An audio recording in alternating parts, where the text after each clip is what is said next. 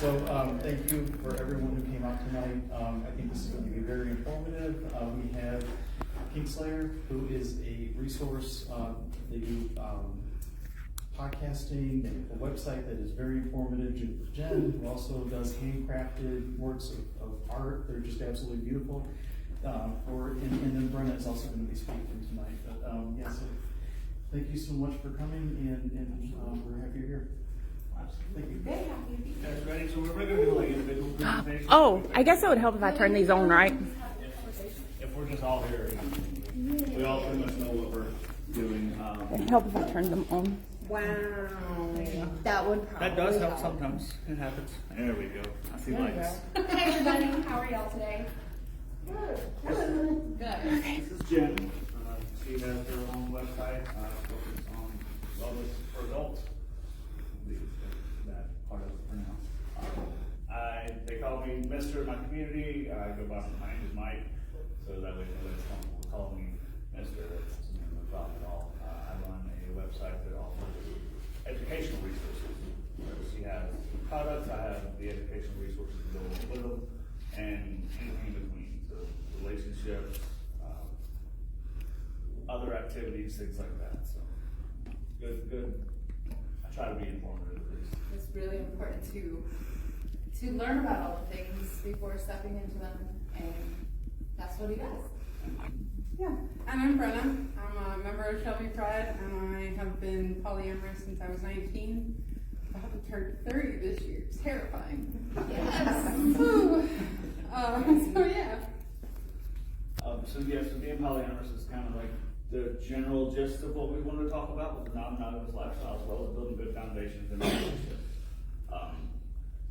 I made the joke the other day about getting high on love. You need THC, trust, honesty, and communication. What is it? I just learned these today, y'all. So sign language for trust, honesty, and communication. Love that. Yeah, I've been trying to pick up a few different ways to communicate, you guys, because you can communicate without words. And all of this, the first step to a healthy and good relationship is communication. That's not always easy, especially when you're somebody like me who fumbles over the words. Oh yeah, and every week we are a part of a visual bridge, which is kind of like what we're doing here today. We're just hanging out, getting to know each other. We'll ask you questions, and you guys can ask us questions and stuff. We have goodies to give away. She has goodies to give away. I just have me. So she's the one you guys want. But we do that Monday lunch every Monday at like 10 p.m. Eastern, but it streams on YouTube, Facebook, so it's there for anybody that wants to see it. We did a relationship spectrum at the end of last month, I think it was, and that's kind of what brought on this. To come in and talk about relationships and how even though they're vastly different from monogamous and non-monogamous, whether you're asexual, aromantic, or a relationship anarchist. We can talk about all those different. Wild how broad the spectrum is. So you can broad. literally have what you want out of life. Mm-hmm. But it all does start with the basis, the three pillars. Trust. If you don't trust somebody, you've got nothing. I'm sure you guys, somebody in here has experienced that, a lack of trust in a relationship at some point in your life. And for you younger ones, you may experience that at some point in your life. Just be sure to hold yourself to a standard, that you're going to allow someone to treat you with nothing but respect, especially as you grow up and as you become interested in relationships or whatever the case may be. So make sure that you keep that in mind. That you want to be able to trust your partners, which leads to honesty. And all these three words essentially wrap in the same thing. If you trust somebody, they're honest with you. If they're honest with you, they're communicating with you. We all tell white lies. I'm sure most of us. Nobody's 1,000% honest. I hope somebody is and can prove me wrong. That would be great. But some things get stretched a little bit every now and then. For the most part, the things that you Exaggerations. There we go. More than white lies. Exaggerations. There's 40 people in front of us today. Slight exaggeration, but nothing too bad. But always be honest. I know as a kid, I used to get in trouble for exaggerations and lies. As I got older, gonna get far less trouble if I'm flat out honest and just say what I gotta say, because the truth always comes out. Everybody pretty much agree with that. Yeah, in my polyamorous relationships, one of the foundations is radical honesty. If it hurts, you still gotta say it. You gotta be honest. You've gotta talk about the difficult things, the hard things, because that's the only way to work through them. It brings you a lot closer when you do conquer those things together. And communication. No relationship, whether it's monogamous, non-monogamous, platonic, romantic, or anything in between, no relationship is able to thrive and grow without communication of some kind. Wow, mister, we're using a lot of big words that some people might not understand, and I have trouble keeping up with all of them. I guess. Do you want to give the definition of polyamory and then non-monogamy? Well, let's Brendan give the Yeah, definitions on those. So polyamory basically means more than one love. Now there's a lot of ways to love. Some people don't always see polyamorous relationships as like a typical standard romantic relationship. Because if we look at a romantic relationship, then there's hugging and kissing and all this romantic affection kind of things. And you don't necessarily have to have those things to have a relationship. So some relationships might not be romantic. They may be platonic, where you guys are like the best of friends and you share everything, but you're more than friends, but not necessarily just friends, if that makes sense. But I always say that I became polyamorous because I'm needy, and one person cannot meet all of those needs. Was the other one non-monogamous? Let's see, how do you define non-monogamy? A lot of people define it differently. So non-monogamy essentially means that you're going to have more than one relationship, that those relationships are going to look differently, but everybody's going to know about those relationships in some way, shape, or form. You're not going to hide them, you're not going to lie. Withholding the truth is still a lie. Consent comes with consent comes with it's those. a big thing within that. That's very true. If you guys ever catch our show Monday, at least 10,000 times in the first hour, we talk about communication and consent. Communication and consent are super important because polyamorous relationships, non-monogamous relationships do differ a little bit. Yeah. There's a broad spectrum within that.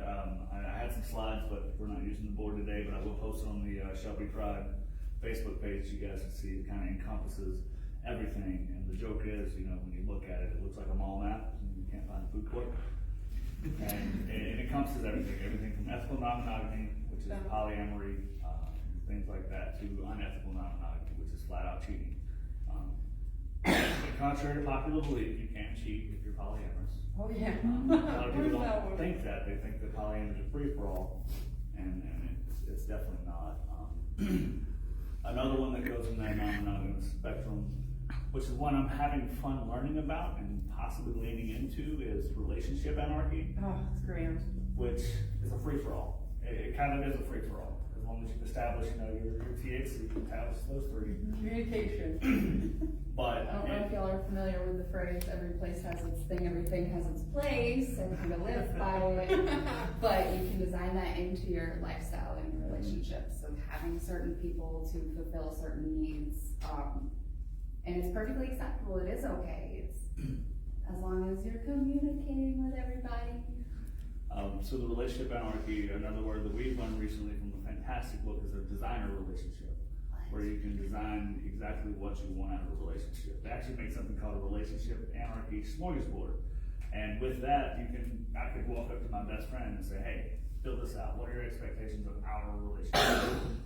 Whether it's, just being friends, whether we work together, we're going to share a house, finances, all those things are on that. So, if you wanted to make it a very formal interview for a relationship, what are your expectations?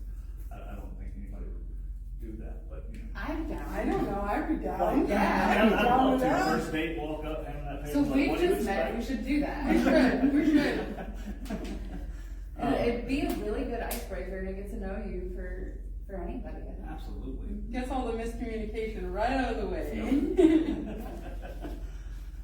So when it comes to being polyamorous, like I said, non-monogamy, polyamory is being non-monogamous, but not all things non-monogamous are polyamory. True. So, when it comes to polyamory, that is building a relationship with someone. Whereas, like it's your girlfriend, your boyfriend, your partner. I've always preferred the term partner, because we're equals, we balance each other out, we're there for each other. And it also gets away from the whole gender spectrum and miscommunications that way. That way, this is my partner. No one has to worry about, me saying this is my girlfriend if you wouldn't want to be called, my girlfriend. So partner's a good general term for a lot of people to use. A woman, right? I like it. I like the partner one. I also use partner more than anything. Because it really encompasses everything. You think of what a partner is. You think of police. They have a partner. Somebody that has their back all the time. You've got firefighters have partners, EMTs, businesses. Those are people that you lean on and you're there with, and you have to communicate with to make things work. Now, while he's drinking his water, I will make a point to say it's your responsibility to learn all of these different terms and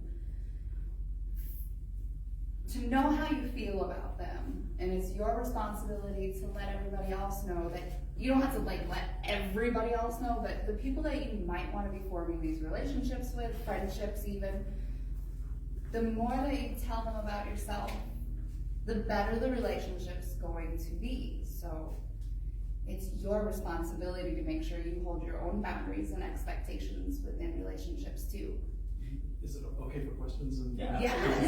So I think that's what we were talking about earlier is, you go through school and you'll do the little, February is Valentine's Day, so you do the little cards in elementary school, but they don't really teach you what to do beyond that, like how to communicate and how to, so that's where I think your resources that come in are so helpful, because it helps people to put words to what they're feeling. And make things clear so that they're in relationships. It's that extra step of education. Absolutely, and that's important as well.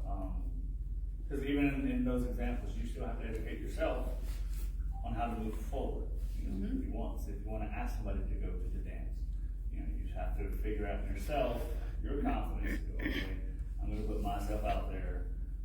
This is the best way to do it. If it goes bad, you learn from it and you keep moving. You take those experiences. That's a big thing too, is when something bad happens, don't dwell on it. Take that experience and grow from it. Excuse me. Yeah, I would say not all poly relationships are created equal. You're definitely going to have your fair share of negative experiences, just like regular dating. Not everyone's good at poly, and not everybody's good at your brand of poly, because there's so many different types of poly. And so I've definitely had relationships. I just had one recently that ended, and it sucks when relationships end, but you're right, you have to learn from what didn't work and don't give up, don't get discouraged. I personally have been doing poly so long, I don't think I could ever go back to a one-person relationship. That's just not for me. And polyamory is not for everybody. Yeah. Some people are monogamous, that's just who they are. Some people have no interest in relationships, and that's just who they are. One thing I like about Pride, although I'm not in the LGBT parts of it, I am definitely an ally. So being there and seeing those parts of it flow together and knowing who you are and how to present yourself, and those things are important too. And I know, although it's not the same struggle, but not everybody wants to be out as non-monogamous or polyamorous. That can be a struggle for people as well. Because if you show up to dinner with your family dinner and you've got two partners with you and you introduce them both, that may cause a little Confusion? fun. Parents don't really understand that quite yet. No. You guys That's a have to whole figure it out. conversation. But as long as you're being honest with the people within your relationship, that's the important part. Because if she knows that I'm polyamorous and she knows that I have another partner, I still have to communicate to that other partner how to we may have to navigate holidays a little different. I just ended a relationship last year in October, and we were probably immersed in theory for like 4 years. We knew how it worked, we knew the ins and outs of it, and I finally actually opened myself up to take on another relationship. And it's a headache, I'm not gonna lie. It can be definitely a headache, especially as adults. You get full-time jobs, you got life and stuff like that. That's what ultimately caused the relationship to end, was not having enough time. But the expectations I laid out in the beginning were expected to be changed, and that miscommunication there, and it happens, and you have to roll with it and constantly keep in check with the other person, because otherwise things do fall apart. Because the girl and I were working together, so we were spending 40 hours a week together, and then I changed jobs. So instead of seeing each other every day, we saw each other on Tuesday. So the time together didn't exactly change, because that was our own time together, but the other parameters did. And it's something that we didn't expect, although we communicated it, we discussed how to get around it, we just ran out of patience.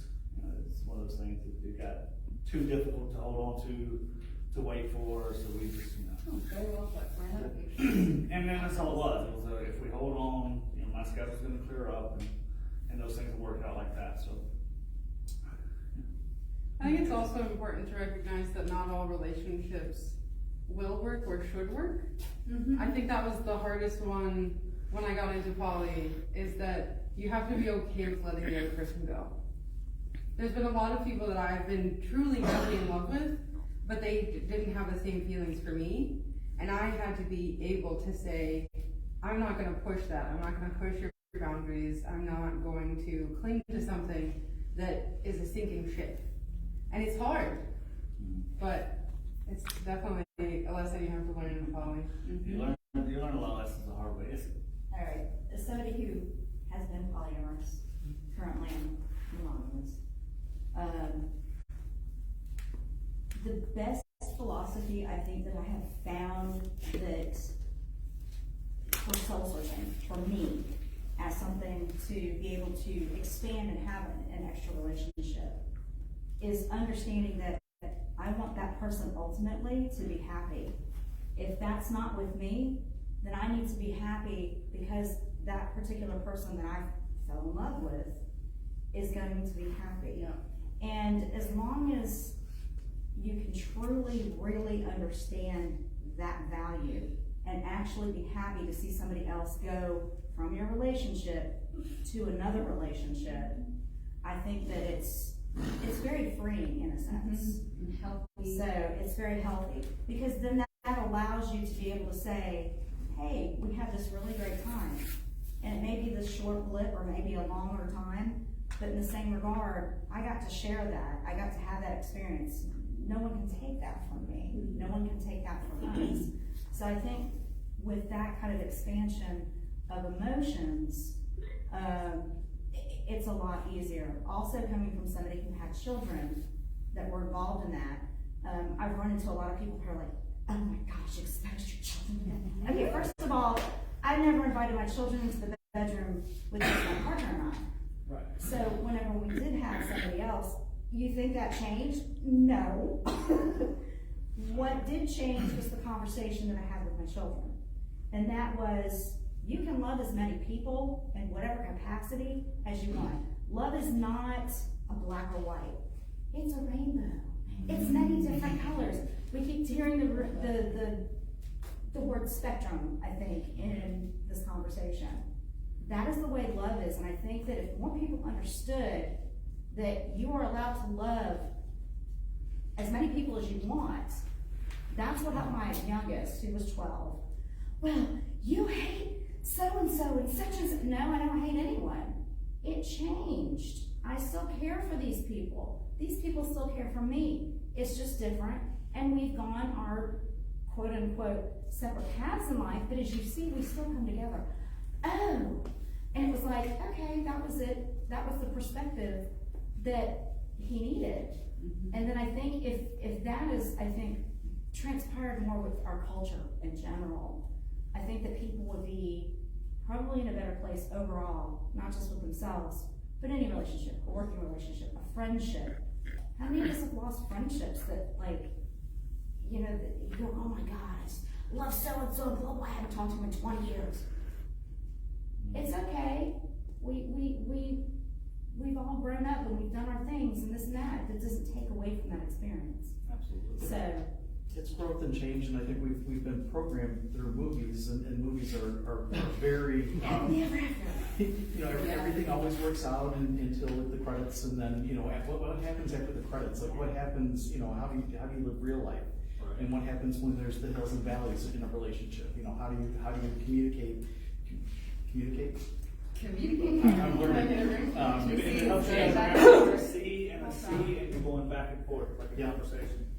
And making sure that everyone understands and you're growing together as a couple. I think that's, or as a person, or as a multiple dynamic. I mean, that's the healthy part of it. Go ahead. I got 2 great points for you. So one, to all the people that say, why are we talking about poly with our children? My philosophy in life is at one point, we used to say it takes a village to raise a child. And I still truly believe that. Do I want children of my own? No. But if I went into a poly relationship with somebody that has children, I would absolutely be there to support that child and support that family, and it would add to their life. It would add to the parent's life and the child's life, because they would have another person that's not their parents to talk to them and really connect with them and things like that.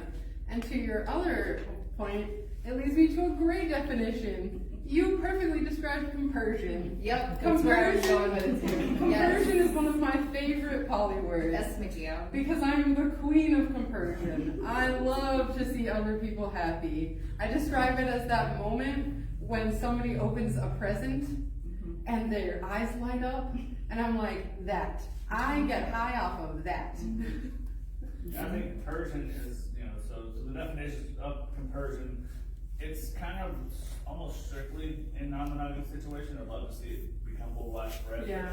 Joy for another person's joy, or your joy. So if, you know, she would tell me, you know, I've got a date tomorrow, I'm gonna be stoked. Have fun. I'm gonna be at home playing games. Wherever. Just let me know when you get there. You know, communicate with me throughout the process. Not check in and tell me what you're doing, but, you know, hey, I'm coming home late. Hey, you know, we're gonna go back and watch a movie, and then I'll be home at like 3 a.m. Don't wait up. You know, just those parts of it are important. Those are some stumbling blocks that I personally hit, you know, in that first relationship of, you know, I want to go see this person, but I don't know how she's going to feel about it, and then I look like the idiot because I know she would love it and be okay with it anyways. You know, it's one of those, you hesitate because it's outside the norm. And when it comes to children and teaching kids and stuff like that, first, you're not damaging them in any capacity. You're helping them learn a different life. Very essential skills. Here's another thing. See it as that you've vetted another person that, because we all know that our children are going to like circumvent us constantly about something. It's gonna kill me. That they might go to this other person that you have now vetted into your life and go, help me. And they can help your child in a responsible fashion get through that point and get to the point where they can comfortably come and have a chat with you and their father. Or whoever the parent dynamic happens to be. That's happened quite a few times, and I'm very grateful because you just instead of them going out asking their friends or some other adult that you don't necessarily know,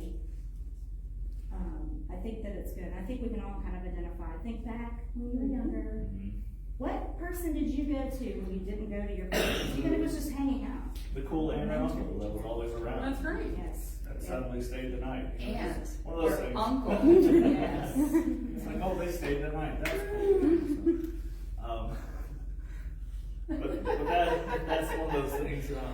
But you're correct. You know, I mean, I got my first real girlfriend when I was about 12, up until I was about 24. Had no idea what polyamory was, but was polyamorous. They just didn't know it was. So I was very unethically non-monogamous most of my life. learned what polyamorous was. Actually, I learned the term from watching an old reality show, Utopia, that was on for like 6 episodes. The girl that's on there, her name's Dedeker, and Dedeker is a big part of a podcast called Multi-Amory. Well, I learned from her, and then it turns out she's got a book, she's got a podcast, so I started absorbing things. It started making sense. And I was like, okay, that's me. I wish somebody would have explained to me that when I was younger, because now that's part of my introduction. Hi, I'm Mike, I'm polyamorous. It's no different from saying that I work at a restaurant, or it's just a part of who I am. Yeah, I got pretty lucky to find out about it when I was 19. A girl that was going to my college, she transferred in, and that was her very first thing. She joined our college pride group, and she introduced herself. She said, "Hi, I'm polyamorous, and if anybody wants to know what that means, stay after the meeting and I'll tell you." And I was like, "Okay, great." So I stayed after her and we talked for hours, and she was like, "Here's my number. If you have any more questions, please feel free to call me, text me, anything." And we became fast friends. I'm no longer friends with her for personal reasons, but it changed my life, finding out about polyamory. It felt like it unlocked this grand door that I didn't know existed, and just completely changed the relationship world that I knew. And I think that's the thing about Shelby Pride is that, not everyone is gonna have that same, but you're allowed to have that safe space to explore and find what works for you, and that will help you grow, I think. And only you can change the definition of who you are. You may be monogamous today and wake up tomorrow and be like, you know what, I do like this person and this person. I should tell them both that and go from there. I've seen people that discover they're polyamorous in a relationship, and they're like, I don't feel satisfied, I don't know why. And then, they've been hanging out with their friend for a long time, and they feel that connection with their friend that they feel for their current partner. It requires a tough conversation, but it still requires that conversation to be had. But you can change that definition of who you are at any time. If you're single, you can still be polyamorous. I know it sounds kind of... I'm a single poly person right now. It sounds contradictory, but although you don't have multiple partners, it's more of a mentality and It's an identity. that's what I was Yeah. gonna say. It's not a lifestyle, but Yeah, it's and an it can be a identity. lifestyle. So. And I think it's a healthier approach than what we see on sitcoms and TV, where it's basically, the one partner will have all these thoughts and not say anything because they're supposed to present that ideal. And that's what we're kind of taught, is that you kind of show face and you say everything's perfect. Not everything is perfect all the time. I mean, it's a very, Do you want me to grab this? Yes. Okay. Oh, freebies. So we're gonna give we have a gift card to give out. We have actually 2 gift cards to give out. Oh, I said I'm right here on forever for you. Oh, okay. I have stuff to give out. Yeah, she has other You things guys to give can out. give them out first. Oh, good. So these giveaways are for the adults that are good. you don't have to be an adult, you have to be old enough to be an adult. Alright? I like it. Before we do this though, do any of y'all have any questions for us? Did we define everything properly? Or was it a word that I don't understand? I'm a very anti-trusting person, so I am very much monogamous. I can't be vulnerable like that to allow somebody else in. Right. One person is completely enough for me. So I'm wondering about like your emotional side, like your emotional health. Like, does it help you? Does it give you more self-esteem? Does it like help you in your everyday life type thing? Like, is that how it started, or is it more physical intimacy? Well, it was, for me personally, it was mental like my whole life growing up. Right. This person doesn't feel like they're filling all of my voids, but this person and that person do. So it's finding that within myself first. Emotionally, not gonna lie, as far as self-esteem goes, it's kind of a little bit of an ego boost. You've got 2 people or more that love you. Right? That means you're at this level of life. Plenty of people, so when you doubt that, you can look around you and see that. Emotional support is nice because you have, let's say she and I are having an issue. My other partner is there to help me talk through that issue. And so kind of like the child's analogy a minute ago, it's somebody else to turn to, somebody else to help you see a different perspective. And sometimes somebody will make you see that you are wrong, you know, and stuff like that. My ex, her used to team up on me on the phone all the time.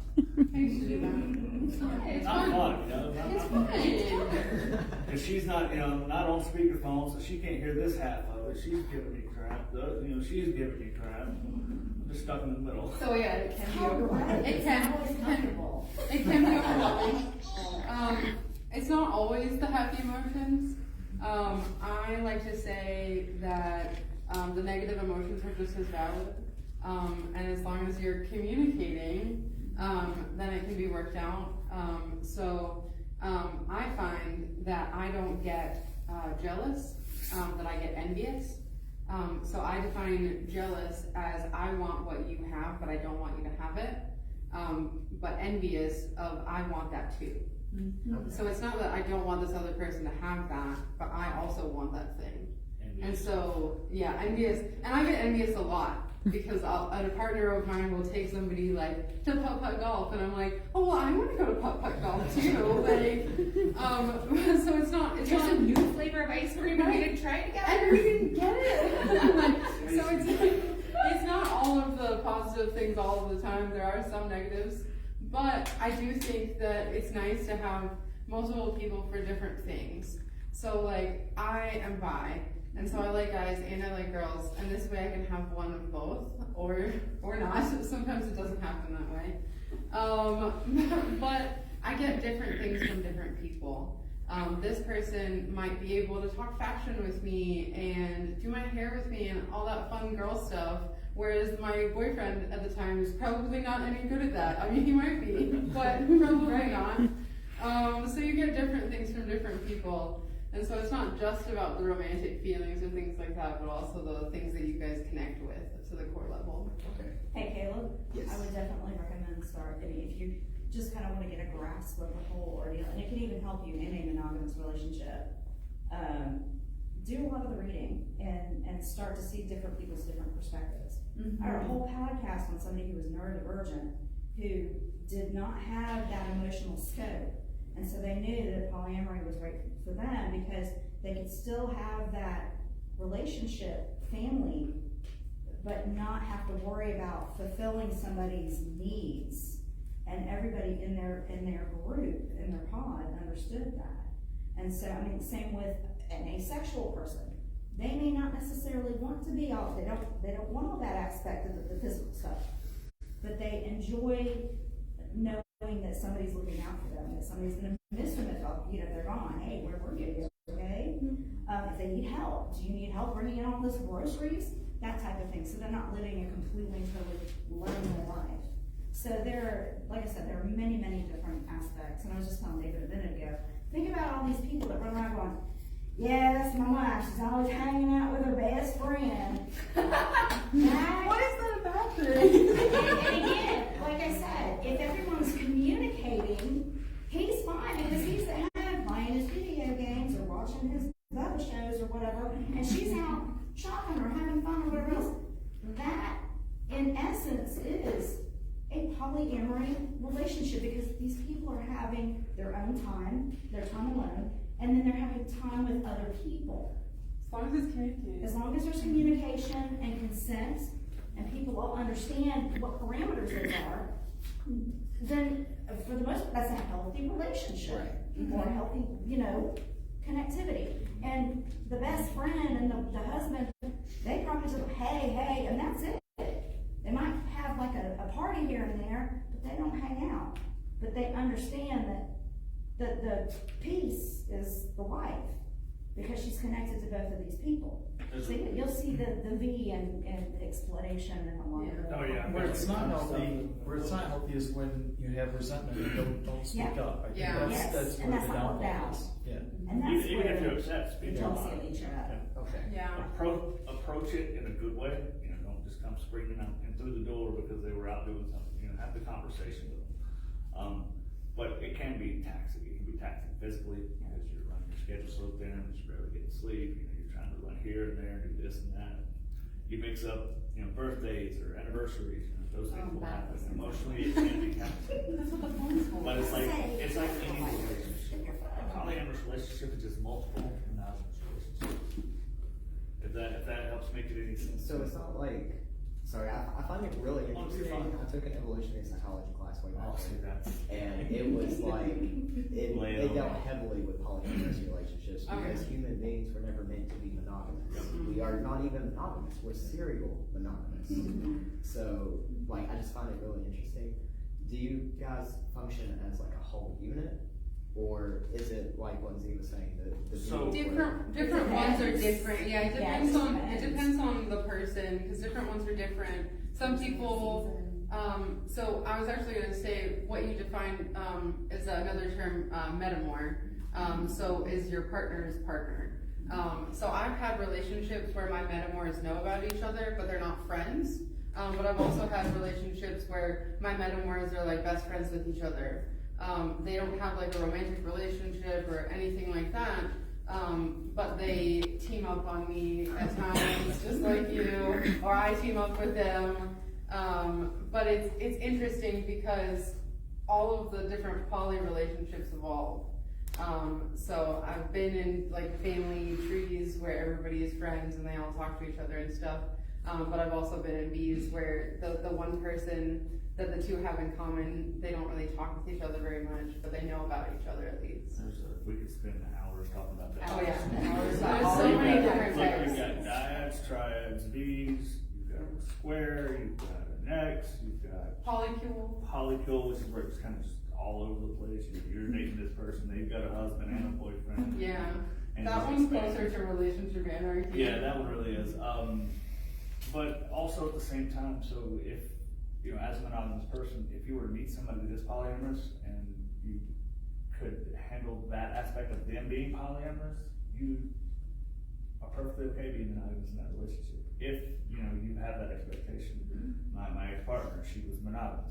She was like, nope. So you're polyamorous, that's cool, do your thing. I cannot be. And it's perfectly acceptable to be that way as well. They call it a monopoly relationship. It depends on where you are in life and who you're in life with at that point in time and how everything works out. That's the other one was like, it's almost like a birthday party polyamory, or garden party polyamory is what they call it as well, where we know about each other, we don't hang out, but if we go to a party together and we see each other, we're all cool, we have a good time. Civil, get along. Yep. Yeah. Kitchen table polyamory, where you can sit and have a discussion with everybody, it's almost like you live together. Where You have everybody's no on the poly. same page with finances of the relationship and things like that. And if you're into evolutionary psychology, check out a book, if you haven't read it already, it's called Sex at Dawn. That book is exactly what you're talking about. How humans started as, how monogamy essentially became a thing because of agriculture. It became disbursement of land and stuff like that. And how, although genetically, our DNA is close to chimpanzees, our social structures that we're supposed to be like is closer to bonobo monkeys. So like it's a whole really good book. So it's called Sex at Dawn, and it kind of takes you from that evolutionary standpoint of this is how we started, this is where we are, and it still breaks into some tribes in Africa that are still that way. They still have a community. They still have beliefs that if there are more than one mate for a woman and she ends up pregnant, then at that point, any mates that are there are helping to sculpt the child. And, this one may be the smartest, this one may be the fastest, the best hunter. They're all partners, and they're all adding to that. In a more modern scientific way, we know that that's not the case, but through their culture, that's what they understand it to be, and that's just how they are. So, it's a culture thing. It really is. You can read. There's religions that focus on polygyny or polygamy. They're opposite. Polygamy is where a man has multiple wives. Polygyny is where a woman has multiple husbands. If I'm not mistaken, I'm pretty sure that's I think so. or polyandry. There's like We're just making up words. Words. Look, I promise you, you could have a whole dictionary just on polyamory. I'm sure there is. And that's a good thing. It only helps you communicate better and be on the same page with your partners or friends or family. It's good to know all these terms. Because it allows you to figure out who you are. It's like we talked about. It is a spectrum. It's a rainbow. It's like it goes from this end to this end, and there are still branches off of it that don't exist on that spectrum. You can be monogamous. There's a new term that got coined not long ago called monogamish, where maybe a monogamous couple once a year goes out and has an extra relationship, but it's known as communicating, things like that. So there's a whole spectrum, and there's monogamish relationships that don't involve an actual other person. It could be a scenario, it could be things like that. So your relationships are yours to define, and yours alone. I couldn't tell you that you're doing. I always say there's no right way to do polyamory or non-monogamy. They're all the wrong ways. Anybody else have any questions?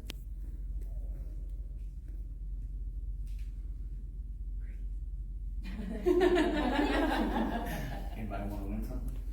Woo! I mean, if you guys don't, I do. What are the 3 pillars of a relationship? Truth, honesty, and communication. There you go.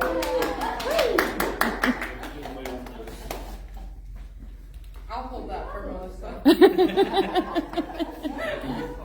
Oh no, they got taken out of the folder and put into a book. Here you go. Congratulations. Thank you. No relationship, whether it's friendship, romantic, a marriage, business, no relationship will ever thrive or survive without those 3. And my 8-year-old, we were talking about that one day. We were just, I somehow brought it up and was talking to him because he told a lot, and talking about how it affects people's trust and the honesty and communication. And he said, well, what about respect?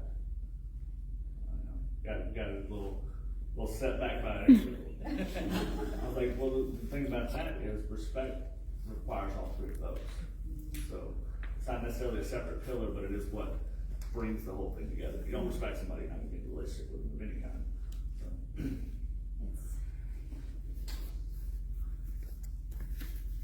You got another question for us? Oh, I taught you guys some sign language. Did anybody learn? Yes. Go ahead and get that out.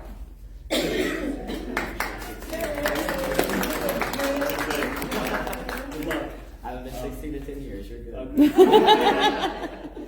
I don't have my glasses on. It makes you feel better. Do you have a question or ask to get something? Oh, this one wasn't even something we talked about. How many love languages are there? Oh, love this book. I'm not going to answer again, but I know the answer. Yep. There are 5. I don't remember. 5 in the back. There's like You don't remember quality the 5 love languages? time, Yes. touch, gifts.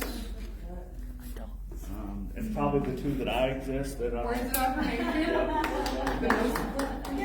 The most important one. Mike? So could we go into that a little bit, because I think Sure. that really, if we The could- 5 Love Languages is one of my favorite books. It's a very difficult read if you are not Christian. It was a little difficult for me to read, not being Christian. You can just do the test online. Yeah, you can also do the test online. But there's some really, really good points in the book. So there's 5 basic love languages. And the basic premise is that you probably have 1 or 2 primary love languages. And that's how you receive love the best. And you probably also have a way that you give love the best. And hopefully you find a partner that does match. Right? That's the basic premise. So quality time, words of affirmation, gifts, Touch touch, and acts of and service. acts of service. Yeah, remember the last one. Yeah. So for me, my and your 5 love languages can change, or not the 5 love languages, but your 1 or 2 can change over time. So before, a couple of years ago, my primary love languages were words of affirmation and touch. And now I would probably say that as much as I miss that I was so touchy-feely and all of that, it's probably changed to gifts and words of affirmation. And gifts don't necessarily need to be giant, over-the-top gifts. It's heartfelt things and things like that. Quality time is like giving that person all of your attention for a set amount of time. Acts of service is like if this person really doesn't want to wash the dishes, then you wash the dishes for them. I know, I know. I wish I could find somebody that would wash my dishes and get joy out of it. There's so much that like washing dishes. It's crazy. It's not about washing the dishes, it's about seeing one person happy. That's fair. That's fair. That's fair. So let's see. We talked about quality time, gifts, words of affirmation. So you're giving somebody the praise. Yeah, I feel that one. I like that one. The praise and affirmation from them doing something like a pat on the head and a good job or something. So words of affirmation, quality time, and then touch. So touch, holding hands, hugs, a rub on the back, things like that. Did I miss one? Did we? I think you covered them all. Quality time. Yep. Words of affirmation, Yep. gifts, acts of service, And touch. and touch. Yeah. Look at that. I love the 5 languages. I could teach a whole class about the 5 love languages. Because there's also something in the 5 love languages that talks about your love tank. And that is Yes. my jam. So I want to give a tip. You said in the beginning it's very Christian focused. It If is. you can take and just identify everything as the universe Yeah. instead, that'll help you get through the book. But it's very important to know these things and understand them about yourself. Like you said, yours have been changed. Yeah. It's different now that you've grown and become a different person. We're all butterflies. We're all evolving all the That's time. right. I think part of it too is that it's not, if you start at a job and you learn a skill or something like that, Yes. you start to build on that skill. And so it's the same thing with relationships. It's not just, you can't just get in a relationship, meet someone, and if you have chemistry, think that it's just gonna be enough to take. You have to work at the relationship, Yeah. I think. Yeah. Tend your garden. Yeah. That's Always my try to favorite balance word that. when people ask what is love, and I'm like, work. Yeah. It is. It's love. It's work. It is. You have to take the good stuff with the bad stuff. It's not going to be all sunshine and rainbows all the time. But you put in the hard work so that you can enjoy the sunshine and rainbows. So, but yeah. Anybody else got questions? I love the 5 languages. It's my jam. Very much. It's how I help communicate how I like things, and it's also how I help hold my own boundaries in relationships. And if they're unwilling to give me those particular things that I need, then Yeah, I stayed in a relationship far longer than I should have. And there was a lot of issues in that relationship, but the biggest one was that he could not give me the love that I needed in the way that I needed it, which was words of affirmation. He sucked at words of affirmation. And for some people, it's really hard to do words of affirmation, and I get that. But I should not have let myself give up. I should not have settled and not received the love that I needed. Because at the end of the day, it's a need. It's not, the way that we receive love is not necessarily a want, it's a need. that's a very good point. Yeah.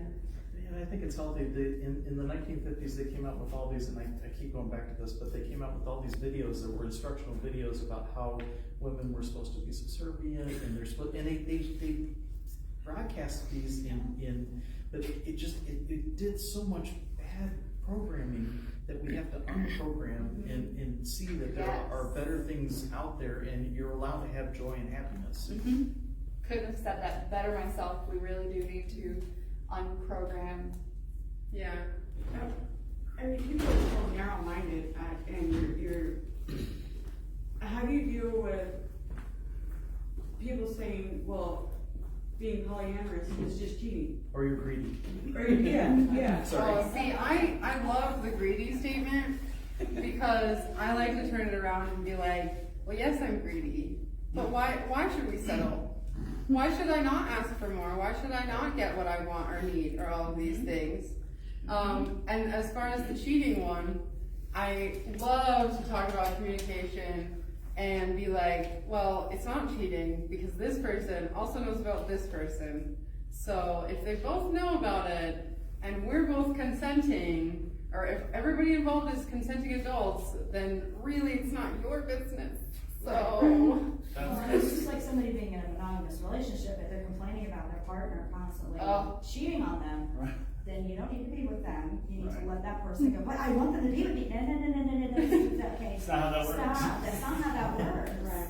You're not gonna beat that person into submission. You're just gonna make them go out and cheat even more. Because Yeah. Let them sadly- go, and you probably ought to get through their party gift is go find your tribe of people who Right. can meet those needs that you need. Because more often than not, Because- serial cheaters. Think about how many people out there that, like you said, you are a serial cheater and you didn't know any better. And at that point, when you get the education, you go, oh, there are other people who are like on board with this stuff?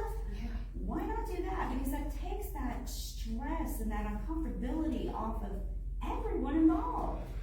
And again, I mean, everyone, it just period the end. And this is, I can't stress this enough with any little people. Learn how to be on your own. Learn how to depend on you, because at the end of the day, you're in charge of you, you're in charge of the thoughts in your head.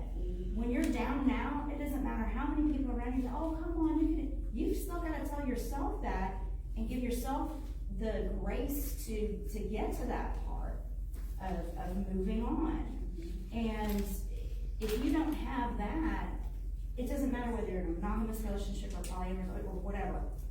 You're just gonna, you're gonna be struggling. It's gonna be that constant, you know, I guess learning scope. I don't wanna say that you're gonna be necessarily miserable, but if you're waking up every day and you're miserable, well, why?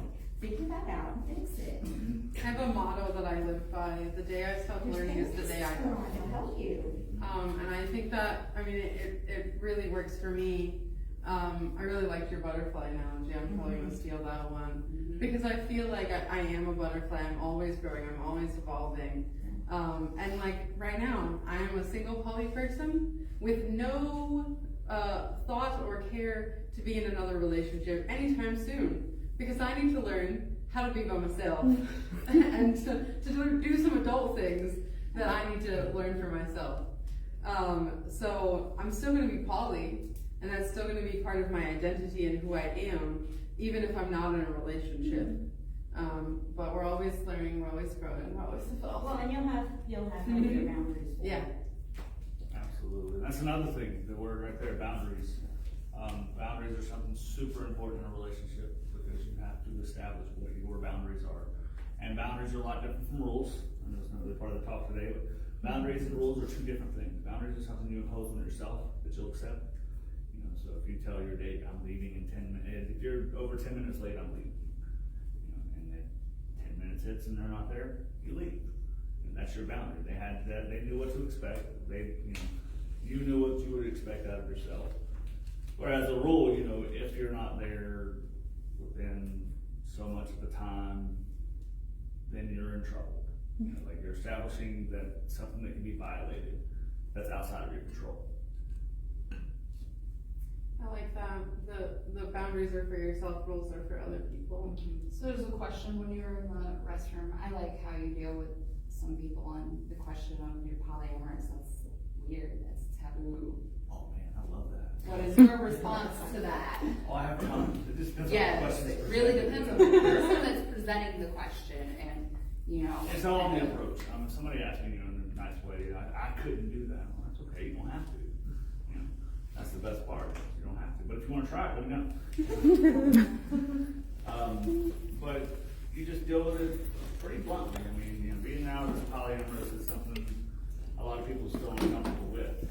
You know, we're at a weird time in this country, at least, with the progress and how we're regressing and all that stuff. So you know, that's a whole different animal. But being out in certain aspects of your life may not be things that you want. No. So make sure that the people you're talking to you do trust. If somebody over here is your polyamorous, tell them mind their business. You know, if you don't want them to know, or even if you need to deny. You know who you are. So you know, if your partner has a conservative family, very strict, this is how life and love should be, date, marriage, move in, kids, the escalator they call it, then you may have to, it's just me and her. Some of her family doesn't know, but just one of those things, so it's just me and her. I'm not gonna bring my date to Christmas, Eventually we may, it just depends on how much fun we wanna have. Yeah. No, that'd be awesome. Also, one of my favorite poly podcasters has a, I can't remember his handle, it's terrible. But he has a thing that he likes to say when he goes into like public places, like the supermarket or something, and he buys like 2 of something that where normal people would only buy 1, and somebody questions him about it. He stops and he assesses the situation before he responds. He's like, do I have the time or energy or all of this to explain poly and say something, or am I just gonna, make up some excuse, right? And so he gave a really good example that he was at a supermarket and this young cashier asked him about, why he was buying 2 Valentine's Day cards or something, and he was like, I have 2 girlfriends and I'm polyamorous, and they each wanted a Valentine's Day card, and he just like left it at that. He's like, if you need to know what that word means, go look it up. Right. Have a great day. And that's something else you can do as well. If somebody starts to insult you because you're non-monogamous or you're polyamorous, but look, you know what? Go do your own research, educate yourself, and if you want to have a civil conversation, we can. Something the whole entire world needs more of is That's education. And I'm sure David's heard plenty of times. That's theory of what I would do. The reality is completely different. But yeah, you have to. I can be kind of toxic when it comes to strangers being rude to me. But you definitely have to assess your own mental stability. Like, there have been times where I've wanted to educate someone and, all of that, but I don't have the spoons. I don't have the mental capacity in that moment to do that. And I have to remind myself that it's okay, that I am not the keeper of the knowledge. I am not speaking for all the poly people that ever existed, that if they want to learn more, we have the marvel of the internet. They can figure it out. So, and we're about 5 minutes to Yeah. where we need to start wrapping up. Oh, I got one more, don't I? We appreciate you guys. So could we do one more time with the different, because I got this one, but the others. So we have the trust, Like The- you're kind of grabbing and pulling. honesty. And making a tea. Wait, sorry, not together, like that. Honesty. Yeah, it's the H, isn't that H? I don't know if I'm with it all. And communication. I learned the words that she teaches me. I learned what Google was talking about. If we could get a kind of just a summary of your podcasts or resources, your business where you create these beautiful things, and then what you just a kind of a quick summary. And she has one So- gift left. Oh yeah, we I have have one gift left, I do, and I mean, if nobody wants it, I'll take and it. then I also have some stuff you can give out afterwards. What do you got? Look for the word that means joy for another person's joy. It's not that word. What's the word that we defined earlier? Yes. Who was that? Yeah. That's my favorite. Yes, I love comparison. I am not That's joy. why I'm polyamorous. I am not joy in her joy. That's envy. That's jealousy. That's Well, what she has. it depends on So I have prepared for that. I have something to give you later. Yeah, we all have Okay. some extra goodies as well. Yeah. So like we talked about in the beginning, my brand is Kinkslayer. It started after I kept seeing a lot of people getting a lot of gatekeeping in all these alternative lifestyle communities of no, you're wrong, no, that's not how you do it, no, that's not acceptable, and it's simple stuff. So real quick, in polyamory, you'll hear a term called unicorn interest. Okay, and that's where a couple looks for a third person that they can share, and that's it. In any of these communities, you ever say that you're looking for a third, they're only like a dog and a bone. And I say it's acceptable. because if With you're proper communicating, communication. and you're saying exactly what you expect of someone, and they know what you're expecting, and they're okay with it, no problem with it. You know, so that's kind of the gatekeeping is what started my brand, the Kink Slayer brand. Because alternative lifestyles, from non-monogamous to the more adulty side of things, need proper education and acceptance, because we are all in communities. We're here, so we're in communities that need as many allies as we can get. So being an ally is an important part. So if you guys have friends that ever want to come to these pride events, bring them. They don't have to be a part of the LGBT community. To be an ally and to love us too.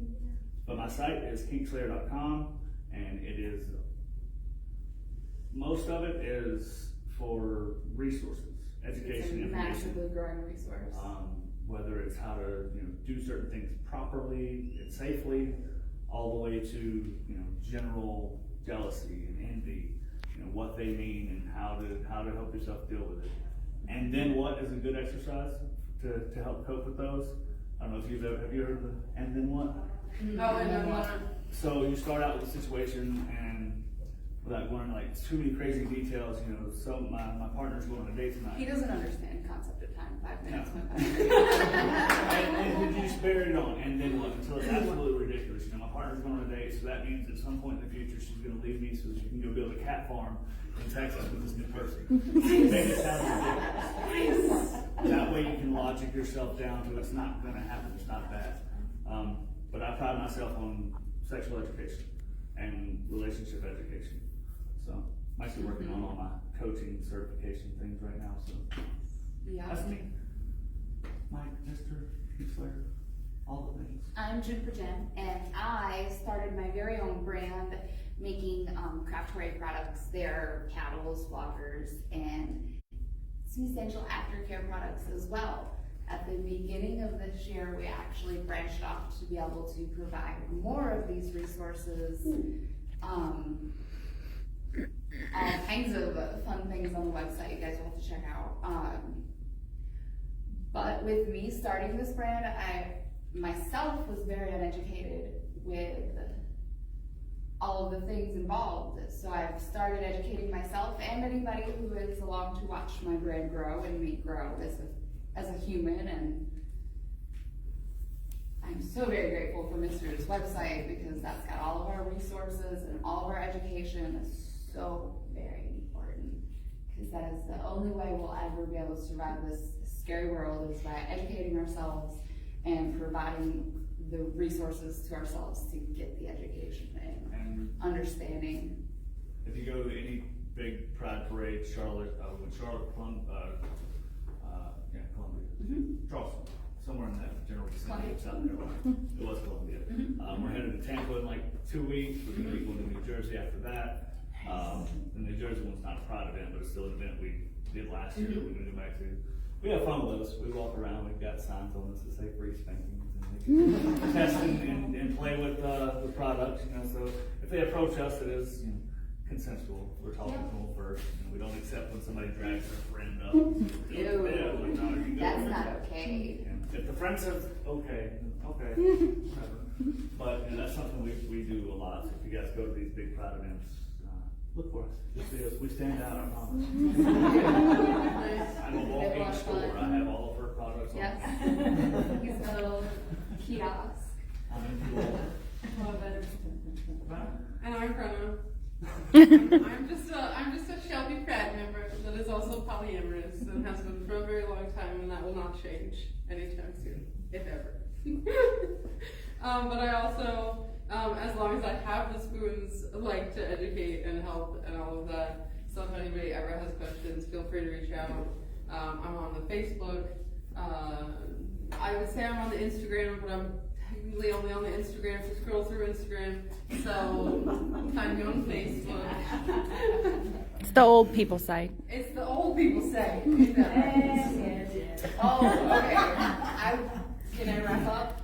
What were you gonna say? Can I wrap up? So that book right there, keep that as an evolutionary psychology fan. You'll love it. It's all about attachment theory. And how that rolls into relationships, and I can't, I'm pretty sure that touches on like polyamory and stuff like that a little bit, but the concepts are all the same. As like I said earlier, polyamory relationships are multiple monogamous relationships. So the foundations for a general monogamous relationship will work, and truly probably work even better for polyamorous relationships because you have more resources with you. So yeah, so you might enjoy that. Also, for throwing blurbs out there about books, the 5 love languages also comes in a variety of For different men. styles for men, for women, for teenagers, for youth. all For of your that. kids, for parents. Kids, for parents. So all of those can be found on Amazon, but also most local bookstores also sell them typically. And the library probably has them. And the library probably has several of them. Okay, I'm good. okay, On so me. my wrap up is, we mentioned old people social media. I've got an app for you guys I'd like for y'all to sign up for. It's a lot like TikTok with the video sharing. There's also group chats in there. I have one, it's a lot of fun.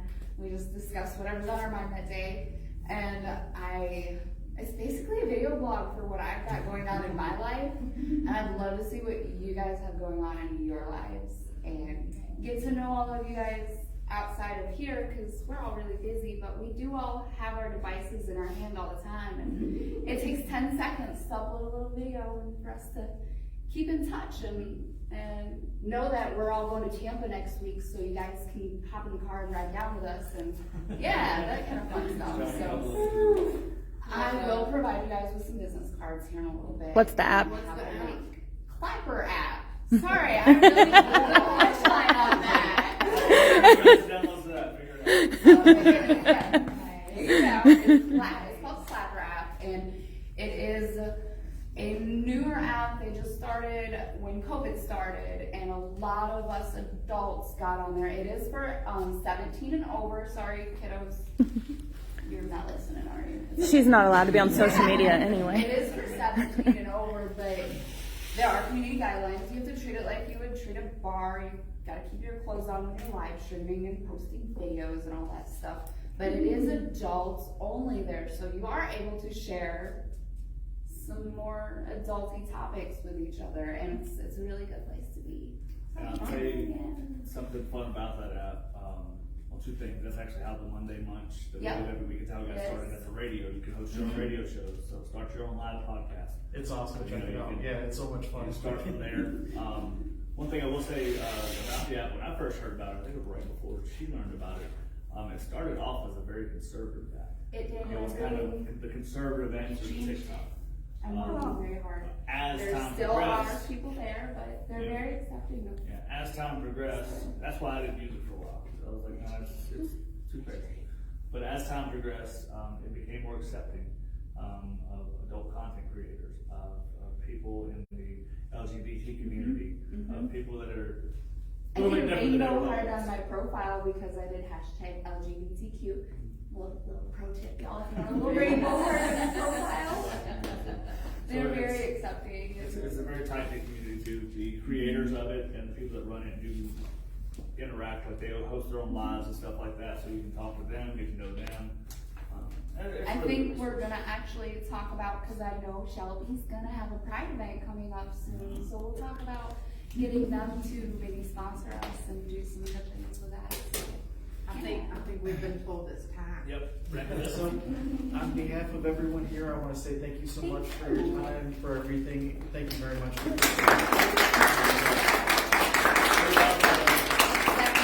I have one quick announcement. On Saturday at where the doors open at 8, there is a glow-in-the-dark drag show in Morganton. We have a small group going. It's $15 to get in. You can buy tickets beforehand or at the door. It So will sell out. they expect it to sell out at the door. It's at a pizza place. It's really fun. And it's all glow in the dark. Yeah, we bought our things This online. Saturday? This Saturday in Morganton, the show starts at 9. We walk around and play Pokemon Go and take There we go, perfect.